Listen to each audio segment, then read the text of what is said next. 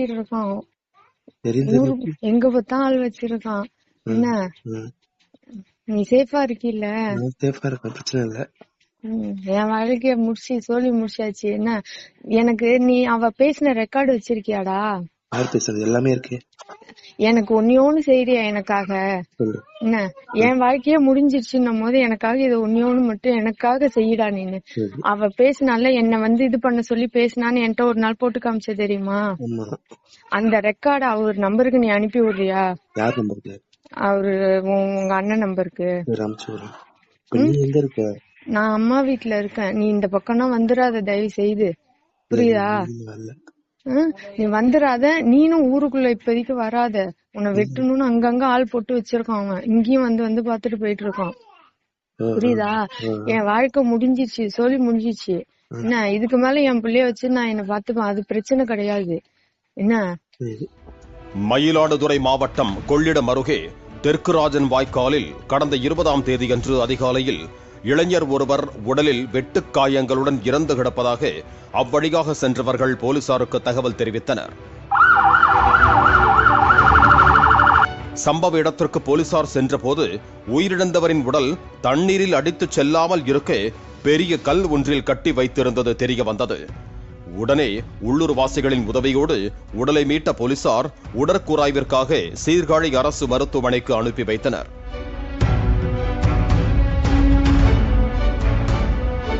போலீசார் இச்சம்பவம் குறித்து விசாரணை மேற்கொண்ட போது இறந்தவர் சீர்காழி அருகே மேலக்குத்தவக்கரையை சேர்ந்த 35 வயதான லக்ஷ்மணன் என்பது தெரிய வந்தது. இவர் கடந்த 8 வருடங்களுக்கு முன்பு அஞ்சலி என்ற பெண்ணை காதல் திருமணம் செய்த நிலையில் அவர்களுக்கு 2 பெண் குழந்தைகள் உள்ளனர். லக்ஷ்மணன் உயிரிழந்ததை மனைவி அஞ்சலிக்கு போலீசார் தகவல் தெரிவித்த நிலையில் அவர் கதறி துடித்தார். மேலும் லக்ஷ்மணனுக்கு யாராவது எதிரிகள் உள்ளார்களா என போலீசார் லக்ஷ்மணனின் தந்தை மற்றும் அவரது மனைவியிடம் விசாரித்த போது பல திடுக்கிடும் தகவல்கள் வெளிவந்தன. லக்ஷ்மணன் வீட்டுக்கு அருகிலேயே அவரது பெரியப்பாவின் மகனான அண்ணன் ராஜா என்கிற ராமச்சந்திரன் குடும்பத்தோடு வசித்து வந்தார். ராஜாவுக்கு 2 மனைவிகள் உள்ளதாக கூறப்படுகிறது. அடிக்கடி லக்ஷ்மணன் ராஜா வீட்டுக்கு சென்று வந்த போது ராஜாவின் மனைவிகளான 2 மனைவிகளோடும் பழக்கம் ஏற்பட்டு நெருங்கி பழகி வந்ததாக கூறப்படுகிறது.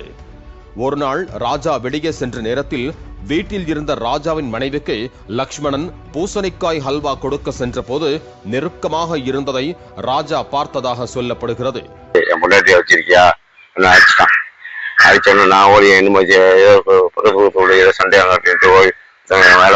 போவான்னு சொன்னான். அதோட நான் திரும்பி வந்துட்டேன். வந்துற போது உடனே உள்ள போய் பார்த்தா அவன் பிடிச்சி வச்சுட்டு நட்டிட்டு இருந்தான்.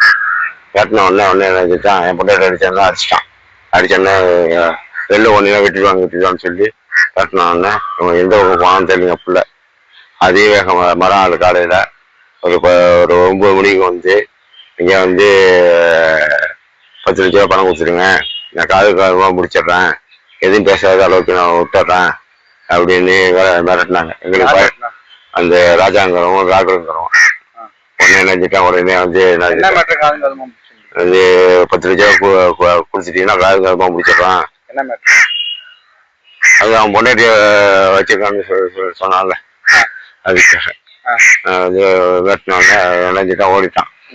உடனே எங்க போனான்னு தெரியல.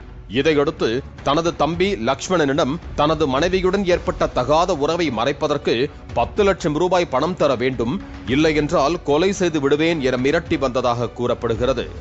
இந்த விஷயம் பின்னாளில் லக்ஷ்மணனின் காதல் மனைவிக்கும் தெரிய வந்தது.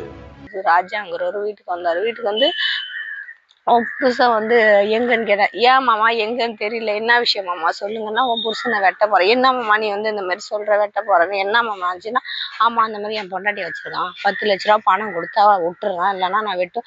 நான் எங்க போறது 10 லட்ச ரூபா, என்ன நினைச்சுனே தெரியாம நான் எப்படி கொடுப்பேன். அதோட போயிட்டான். ராகுல்னு ஒருத்தவர் வந்தாரு.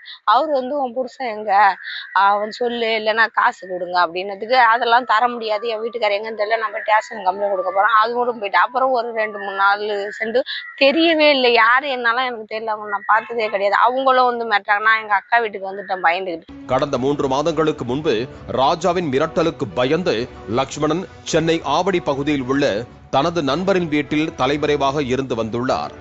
இதனால் லக்ஷ்மணனை ராஜா, அவரது தந்தை சம்பந்தம், நண்பர் ராகுல் உள்ளிட்டோர் தேடி வந்தனர். மேலும் லக்ஷ்மணன் மனைவி அஞ்சலியை சந்தித்த ராஜா 10 லட்சம் பணம் கொடு, பணம் இல்லை என்றால் வீட்டை விற்றாவது பணம் வாங்கி கொடு என கூறியதோடு அவரது கணவர் இருக்கும் இடத்தையும் கேட்டு மிரட்டி இருக்கிறார். வந்து இதோட வந்து ஒரு 3 மாசம் கிட்ட வீட்டை கொளுத்துருவா, வீட்டை எழுதி வைங்க, 10 லட்ச ரூபா பணம் கொடுங்க, இல்லைன்னா அவனை நான் வெட்ட போறேன். இவங்கள வச்சிருந்தாங்களாம், ராஜாங்கிறவங்க ஒய்ஃபை வச்சிருந்தாராம் எங்க வீட்டுக்கார். எனக்கு நடந்ததே தெரியாம நீ வெட்டுமா இந்த மாதிரி வச்சிருக்காங்கன்னா எனக்கு என்னமாம்மா தெரியும், நான் எதுக்கும் தெளிவா கேட்டுட்டு சொல்றேன்ட்டு வந்துட்டேன். பயந்துட்டு வந்துட்டேன், ஏதாவது பிள்ளைகளே தூக்கிட்டு போய் ஏதாவது செஞ்சிடும். அதையும் சொன்னாங்க, புள்ளைய தூக்கிட்டு போய் கொண்டுடுவான், ஒன்ன கொண்டுடுவான், புருஷன் வரல. நான் எங்க அக்கா வீட்லயே இருந்தேன். இடையில கொஞ்ச நாளா எங்க வீட்டுக்காரர் போன் அடிச்சு, நான் மெட்ராஸ்ல இருக்கேன் சொல்லி வேலை பாக்குறேன், உடனே வந்து அழைச்சிட்டு போறேன் வரையா. சரிங்க, இங்க என்னதாங்க நடக்குதுன்னு விட்டுடு, அவங்க ஒன்னும் கட்சியில இருக்காங்க, ஒன்னும் கேட்க முடியாது, என்ன வெட்டிடுவாங்க, உன்னையும் வெட்டிடுவாங்க, நீ வச்சுக்காதன்னு சொல்லி வா நம்ம வெளியூர் போயிடும் அப்படின்னதுக்கு அது கட்டி இவங்க ஆள் விட்டு, ராஜாங்கிறவங்க ஆள் விட்டு எல்லாரையும் அனுப்புனாங்க என்கிட்ட பேசணும்னு. நான் போகல, பயந்துகிட்டு பிள்ளைகளே ஏதாவது பண்ணிடுவாங்க, நம்மளையும் பண்ணிடுவாங்க, கட்சியில இருக்காங்க. இதனால் பயந்து போன லக்ஷ்மணனின் மனைவி அஞ்சலி கொள்ளிடம் காவல் நிலையத்தில் கடந்த ஜூலை மாதம் புகார் அளித்தார். புகாரின் அடிப்படையில் போலீசார் இரு தரப்பையும் அழைத்து விசாரணை மேற்கொண்டு சமரசம் செய்து அனுப்பி வைத்திருக்கிறார்கள். கூட்டி விசாரிச்சாத பொண்ணு என்ன வெட்டிக்குவான் குட்டிக்குவான் ஆச்சா பச்சான்னு கத்தனா உடனே இவங்க என்ன சொல்லிட்டாங்க, அவங்க உள்ள பிடிச்சி போட்டுன்னு சொன்னாங்க.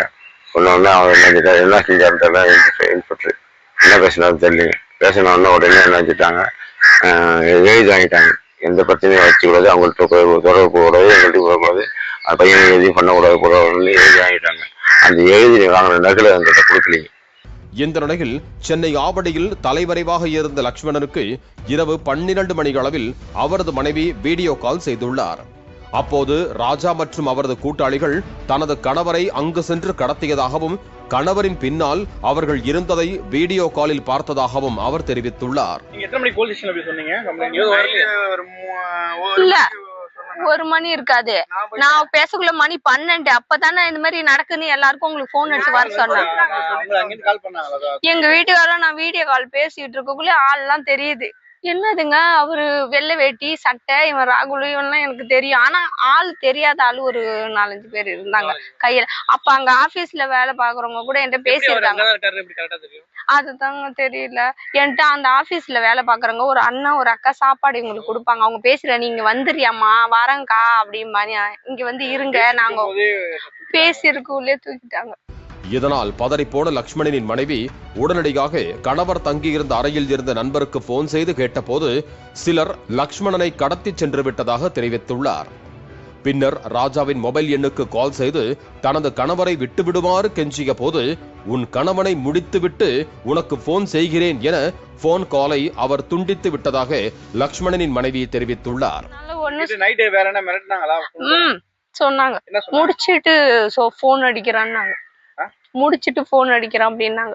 அதுக்கப்புறம் செல்லு போல சுவிட்ச் ஆஃப்னே வந்துச்சு. இரவோடு இரவாக மயிலாடுதுறை எஸ்பி அலுவலகத்திற்கு சென்ற லக்ஷ்மணனின் மனைவி நடந்ததை தெரிவித்து புகார் அளித்துள்ளார். ஆனால் எந்த நடவடிக்கையும் எடுக்கவில்லை என லக்ஷ்மணனின் மனைவி தெரிவித்துள்ளார். காலையில் டிஎஸ்பி அலுவலகத்திற்கு புகார் கொடுக்க சென்ற போதே லக்ஷ்மணன் இறந்து கிடப்பதாக அவரது மனைவிக்கு தகவல் சென்றுள்ளது. லக்ஷ்மணன் கழுத்தில் இறுக்கப்பட்ட காயம் இருந்ததாகவும் அவர் சித்திரவதை செய்யப்பட்டு கொலை செய்யப்பட்டிருப்பதும் போலீசார் விசாரணையில் தெரிய வந்துள்ளது. மேலும் லக்ஷ்மணனை ராஜா தேடி வந்த போது ராஜாவின் 2வது மனைவி லக்ஷ்மணனுக்கு போன் செய்து, இங்கு வந்துவிடாதே, என் கணவர் உன்னை வெட்டுவதற்கு தேடிக் கொண்டிருக்கிறார் என எச்சரிக்கும் ஆடியோவும் வெளியாகி உள்ளது. சேஃபா இருக்கியா? நான் சேஃபா தான் இருக்கேன். சரி, நீ இப்போதைக்கு இங்க வராதடா, உன்னை வெட்டணும்னு தேடிட்டு இருக்கான். எங்க பார்த்தா ஆள் வச்சிருக்கான். என்ன நீ சேஃபா இருக்கீல்ல? சேஃபா இருக்க, பிரச்சனை இல்ல. என் வாழ்க்கைய சொல்லி முடிச்சாச்சு. என்ன எங்க இருக்க? நான் அம்மா வீட்டுல இருக்கேன். நீ இந்த பக்கம்னா வந்துடாத, தயவு செய்து, புரியுதா?